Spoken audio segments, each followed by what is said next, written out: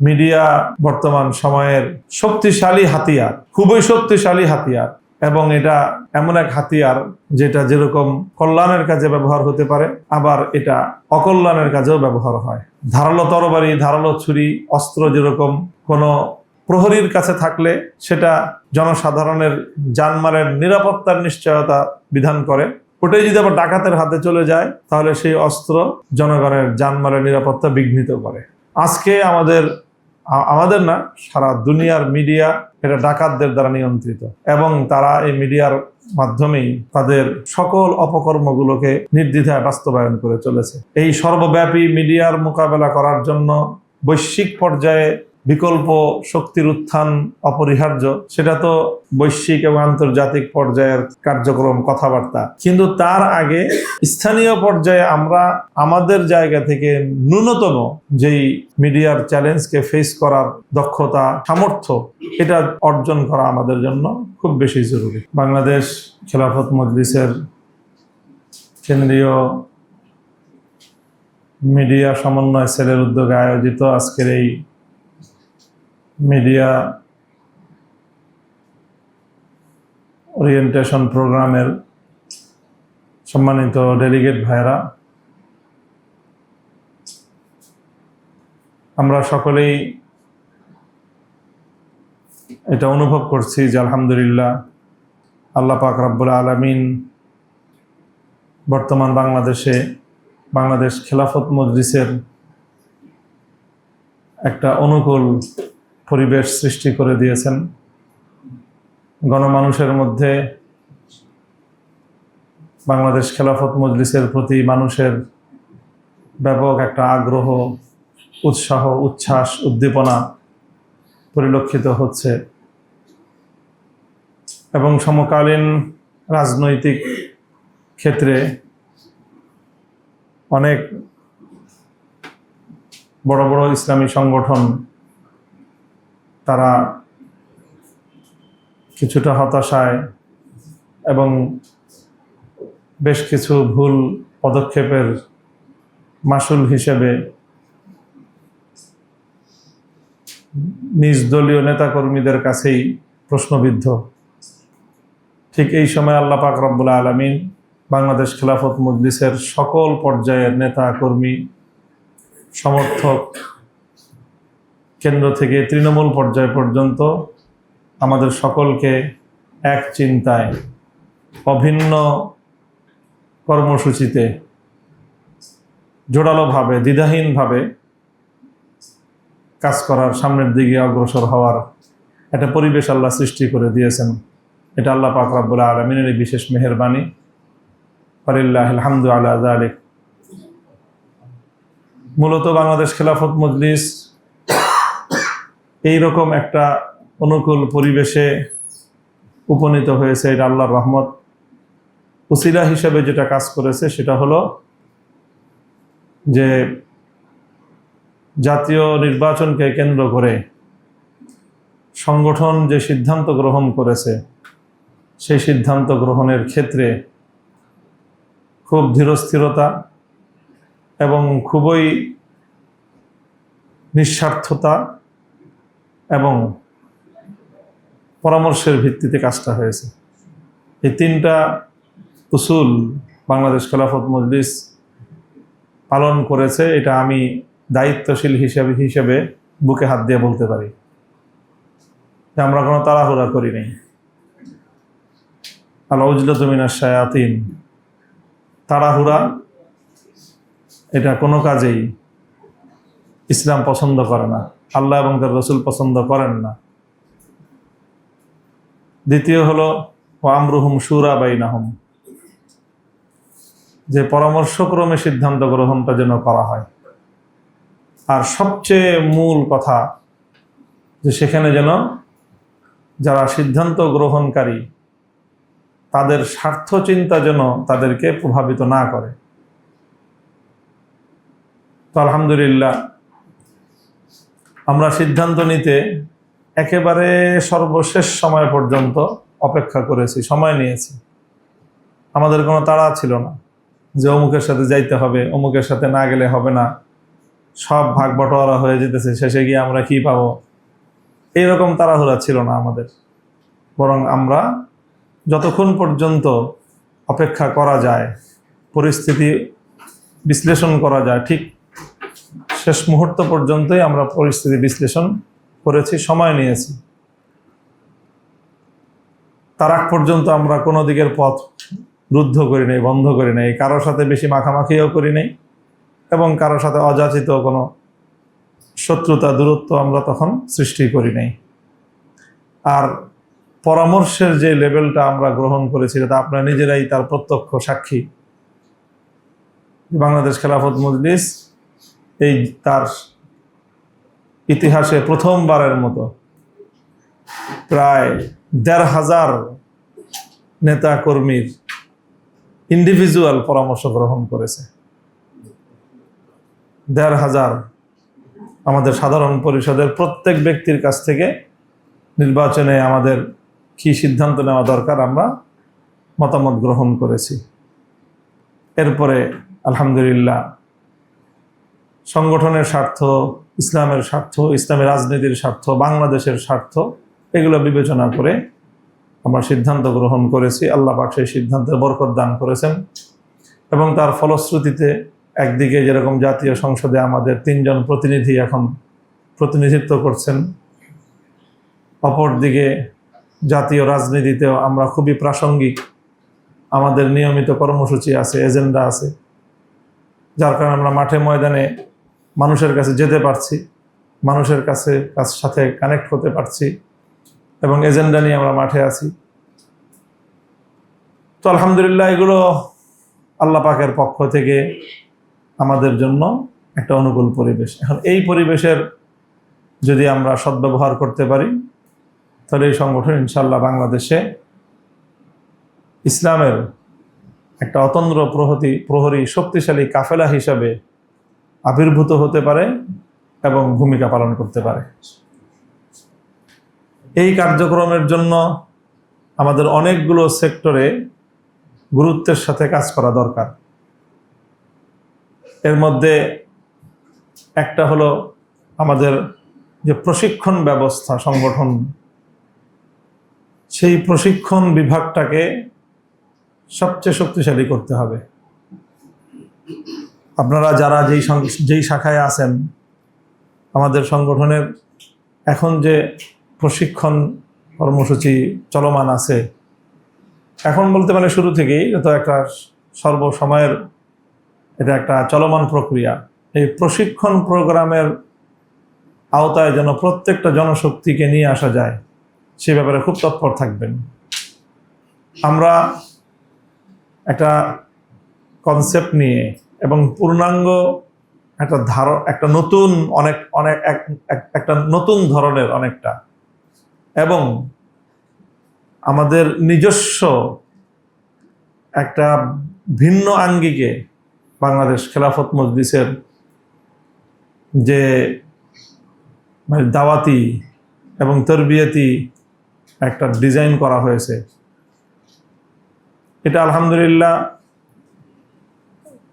খুব কঠিন কিছু না। এটা সবচেয়ে বড় বৈশিষ্ট্য হলো এটা খুব সহজ সরল এবং সব ধরনের মানুষের জন্য বোধগম্য, এবং সর্বোচ্চ শিক্ষিত ব্যক্তি থেকে নিয়ে শুরু করে একেবারে সাধারণ নিতান্ত অশিক্ষিত মানুষ পর্যন্ত সকলের জন্যই প্রযোজ্য এই ধরনের একটা কর্মসূচি, কর্মপদ্ধতি, কর্মপন্থা বিন্যস্ত করা হয়েছে। সেই কর্মপদ্ধতিটাকে এখন আমাদের প্রয়োজন হলো গোটা সংগঠনের সকল জনশক্তি সেটাকে ধারণ করার জন্য খুব বেশি সময়ের প্রয়োজন না, শুধু একটু মনোযোগের প্রয়োজন, একটু আন্তরিকতার প্রয়োজন, যে হ্যাঁ আমরা এক ভাষায়, এক কথায়, একভাবে সারা দেশের সকল মানুষের কাছে আমরা আমাদের দাওয়াতটা পৌঁছাবো। এতটুকু মনোযোগ যদি আমাদের থাকে, তাহলেই খুব দ্রুতই বাংলাদেশ খেলাফত মজলিসের এই যে নতুন আমাদের যে গৃহীত কর্মসূচি এবং কর্মপন্থা তার সুফল আমরা মাঠ থেকে পেতে শুরু করবো ইনশাআল্লাহ। এই জন্য আমাদের প্রশিক্ষণ সম্পাদক আছেন আমাদের জহিরুল ইসলাম ভাই, তিনি তো সারা দেশে সবসময় সফরের উপরে আছেন। সামনের পর্যায়ক্রমে আমরা হয়তো এই প্রশিক্ষণ বিভাগে নিয়মিত আরও কিছু লোক সার্বক্ষণিক আমরা এখানে নিয়োগ করবো ইনশাল্লাহ। মানে সংগঠনের সারা দেশে সবসময় একটা গ্রুপ তারা এই মাঠেই থাকবে। শুধু কখনো এমন হবে না যে বাংলাদেশের কোনো না কোনো অঞ্চলে প্রশিক্ষণ বিভাগের প্রোগ্রাম হইতেছে না, এরকম সারা বছরে একটা দিনও যাবে না ইনশাল্লাহ। এরকম কাজ চলতে থাকবে, প্রশিক্ষণ চলতে থাকবে। প্রশিক্ষণ সম্পাদকরা, প্রশিক্ষণ বিভাগের লোকেরা এই মানে তারা চলন্ত পথে থাকবে ইনশাল্লাহ। এটাকে খুব জোর দিতে হবে। এই হলো একটা বিষয়। আরেকটা বিষয় হলো যে আমাদের এখন সংগঠনের কার্যক্রম যেহেতু সম্প্রসারিত হইতেছে, যেহেতু আমরা আল্লাহর দ্বীনকে বিজয়ী করতে চাই এবং এই বিজয়ী করার জন্য রাজনৈতিক শক্তিমত্তা, রাজনৈতিক নেতৃত্ব প্রতিষ্ঠিত হওয়া খুব বেশি জরুরি। রাজনৈতিক নেতৃত্ব প্রতিষ্ঠিত হওয়া ছাড়া কোনো সমাজে কোনো আদর্শের বিজয় লাভ হওয়া সম্ভব না। তো এই রাজনৈতিকভাবে আদর্শকে প্রতিষ্ঠিত করা, বিজয়ী করা, এটা খুব চ্যালেঞ্জিং একটা বিষয়, খুবই চ্যালেঞ্জিং একটা বিষয়। তো রাজনৈতিকভাবে ইসলামকে আদর্শিকভাবে বিজয়ী করার এই চ্যালেঞ্জে যদি আমরা সফলতা অর্জন করতে চাই, তাহলে আমাদেরকে যথাযথভাবে মিডিয়াকে ফেস করতে হবে। মিডিয়া বর্তমান সময়ের শক্তিশালী হাতিয়ার, খুবই শক্তিশালী হাতিয়ার, এবং এটা এমন এক হাতিয়ার যেটা যেরকম কল্যাণের কাজে ব্যবহার হতে পারে, আবার এটা অকল্যাণের কাজেও ব্যবহার হয়। ধারালো তরবারি, ধারালো ছুরি, অস্ত্র যেরকম কোনো প্রহরীর কাছে থাকলে সেটা জনসাধারণের জানমালের নিরাপত্তার নিশ্চয়তা বিধান করে, ওটাই যদি আবার ডাকাতের হাতে চলে যায় তাহলে সেই অস্ত্র জনগণের জানমালের নিরাপত্তা বিঘ্নিত করে। আজকে আমাদের না, সারা দুনিয়ার মিডিয়া এটা ডাকাতদের দ্বারা নিয়ন্ত্রিত, এবং তারা এই মিডিয়ার মাধ্যমেই তাদের সকল অপকর্মগুলোকে নির্দ্বিধায় বাস্তবায়ন করে চলেছে। এই সর্বব্যাপী মিডিয়ার মোকাবেলা করার জন্য বৈশ্বিক পর্যায়ে বিকল্প শক্তির উত্থান অপরিহার্য। সেটা তো বৈশ্বিক এবং আন্তর্জাতিক পর্যায়ের কার্যক্রম, কথাবার্তা। কিন্তু তার আগে স্থানীয় পর্যায়ে আমরা আমাদের জায়গা থেকে ন্যূনতম যেই মিডিয়ার চ্যালেঞ্জকে ফেস করার দক্ষতা, সামর্থ্য, এটা অর্জন করা আমাদের জন্য খুব বেশি জরুরি। তো এটার জন্য একদিকে যেরকমভাবে আমাদের অন্তত যাদের মিডিয়া সম্পর্কে ন্যূনতম সচেতনতা আছে, জানাশোনা আছে, এর সাথে কিছুটা মুমারাসাত আছে, আমাদের এই বিষয়ে তৎপর এবং মনোযোগী হওয়া দরকার। সেই সাথে নিজেদের দক্ষতাকে আরো শানিত এবং বৃদ্ধি করা দরকার। নিজেদের দক্ষতা বৃদ্ধি করতে থাকা চাই। এটা দেখেন, আমরা যে কোরআন হাদিস পড়াশোনা করি, স্বয়ং রাসূল সাল্লাল্লাহু আলাইহি ওয়াসাল্লাম সম্পর্কে একটা কথা লেখা হয় কিতাবগুলির মধ্যে। সমস্ত মুহাক্কিকিনদের কিতাবে এই কথাটা আছে যে আল্লাহর নবীর জীবনে বিভিন্ন জায়গায় আল্লাহ পাক যে নবীজিকে ইস্তেগফার করতে বলছেন না, ফাসাব্বিহ বিহামদি রাব্বিকা ওয়াস্তাগফিরহু। তো নবীজিকে ইস্তেগফার কেন? ওনার আবার ইস্তেগফার কি? ওনার তো গুনাহ আছে নেই, কোনো অপরাধ তো নেই, এমনিতেই তিনি মাসুম, শুধু মাসুম না, বরং সাইয়্যিদুল মাসুমিন। এরপরে আবার কদ গাফারাল্লাহু মা তাকাদ্দামা মিন যামবিকা ওয়া মা তাআখার, সব অগ্রপশ্চাতে সমস্ত যা কিছু আছে সবই আল্লাহর পক্ষ থেকে ব্ল্যাঙ্ক চেক দেওয়া। এরপরেও জীবনের শেষ মুহূর্ত পর্যন্ত আল্লাহর পক্ষ থেকে হুকুম কি? আস্তাগফিরহু, ইস্তেগফার করেন। কেন নবী ইস্তেগফার করবেন কেন? উলামায়ে কেরাম এর একটা জবাব এটা দেন যে নবীজি ইস্তেগফার করবেন এই জন্য যে, এবং নবীজি ইস্তেগফার করতেন, অনেক বেশি ইস্তেগফার করতেন, অন্তত প্রতিদিন 100 বার ইস্তেগফার করতেন। কেন করতেন? নবীর ইস্তেগফার করার একটা তাৎপর্য এবং এর একটা ব্যাখ্যা হলো যে নবীজিকে আল্লাহ পাক রব্বুল আলামিন প্রতি মুহূর্তেই তারাক্কি এবং উরুজ দান করতেন। নবী প্রতি মুহূর্তে আরো কি করতেন? আরো নিজেকে উন্নত করতেন, তার মাকাম আরো বুলন্দ হইতে থাকতো।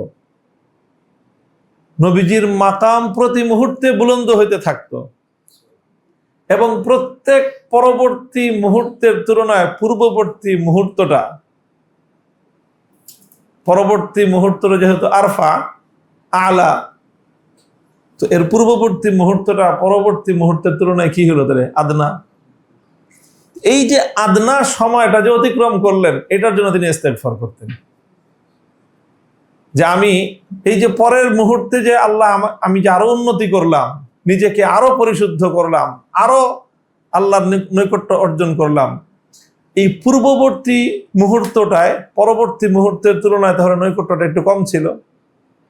এই যে একটা আপেক্ষিক একটা অসম্পূর্ণতা, এটার জন্য তিনি ইস্তেগফার করতেন। যাই হোক, এখান থেকে আমার মওজা ইস্তেশহাদ হলো যে অর্থাৎ রাসূল সাল্লাল্লাহু আলাইহি ওয়াসাল্লাম মানে কামাল এবং যোগ্যতার, দক্ষতার সর্বোচ্চ মানে উন্নীত হওয়ার পরেও আল্লাহর নবী জীবনের শেষ মুহূর্ত পর্যন্ত উন্নতি করেছেন।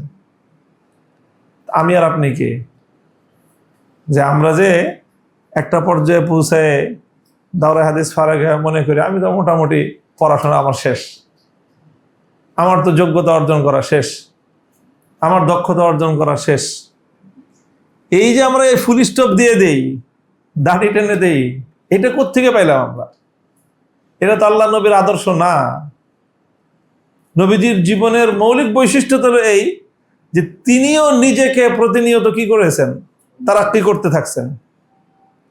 তো কাজী আমাদের হলো যে যারা আমরা মিডিয়া বিষয়ক কিছু বিষয়ে জানি, কিছুটা মুমারাসাত আছে, কিছুটা এই বিষয়ে আমাদের আগ্রহ আছে, তাদের আরো বেশি দক্ষ হওয়া দরকার, আরো বেশি যোগ্য হওয়া দরকার, আরো বেশি উন্নতি করা প্রয়োজন।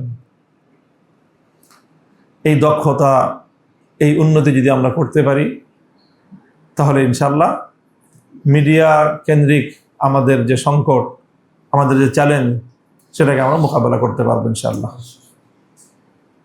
এবং সেই সাথে একটা হলো ব্যক্তিগত এই উন্নতির ধারা অব্যাহত রাখতে হবে, আরেকটা হলো সেই সাথে কেন্দ্রীয় একটা প্ল্যান, পরিকল্পনা নিয়মিত যেন এটা অনুসৃত হয়।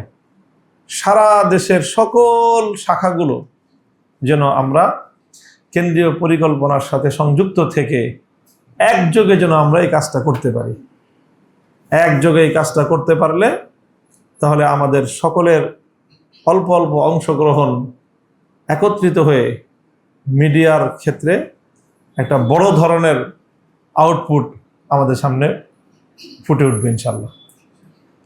তো মূলত আজকের এই ওরিয়েন্টেশন প্রোগ্রাম বা কর্মশালার প্রাথমিক যে আয়োজন, এটার মূল উদ্দেশ্যই হলো যে আমাদের সকলকে সমন্বিত করা, কেন্দ্রীয় পরিকল্পনার আওতায় আমাদের সকলকে এক পরিকল্পনার মাধ্যমে সমন্বিত করে মিডিয়া কার্যক্রমকে শক্তিশালী করা। আল্লাহ আপনাদের সকলকে উত্তম বিনিময় দান করুন। আপনারা এই গুরুত্বপূর্ণ প্রোগ্রামের গুরুত্ব অনুধাবন করে যথাসময়ে উপস্থিত হয়েছেন। আমার তো আজকে সফর খুলনা, তো যাত্রা পথে আমি একটু দেরি করলাম। আমি মনে করলাম যে এই প্রোগ্রামটা আমার অংশগ্রহণ করা খুব জরুরি। আমি কোনো কথা বলার জন্য আসলে দেরি করি নাই, শুধু আমি অংশগ্রহণ করে আপনাদের দায়িত্বশীল হিসাবে আপনাদের কাছে এই বার্তাটা দেওয়ার জন্য যে প্রোগ্রামটার গুরুত্ব অত্যাধিক বেশি। আপনারা যতটুকু সময় আছেন সম্পূর্ণ এনহেমাকের সাথে, মনোযোগের সাথে এবং খুব দায়িত্বশীলতার সাথে প্রোগ্রামটাকে আপনারা সফল করবেন, এখানকার নির্দেশনাগুলোকে আত্মস্থ করবেন এবং সর্বোপরি সমন্বিত কর্মপরিকল্পনায় নিজে সর্বোচ্চ ভূমিকা পালন করার চেষ্টা করবেন ইনশাআল্লাহ। আমাদের মহতারাম আজকের গুরুত্বপূর্ণ আলোচক মেহমান উস্তাদ মুসা আল হাফিজ হাফিজাহুল্লাহ, তিনি আসছেন, ইনশাআল্লাহ তিনি আলোচনা করবেন। আমি আপনাদের সকলের কাছ থেকে দোয়া চেয়ে শেষ করতেছি আমার কথা। ওয়া আখিরু দাওয়ানা আলহামদুলিল্লাহি রাব্বিল আলামিন। আসসালামু আলাইকুম ওয়া রাহমাতুল্লাহ।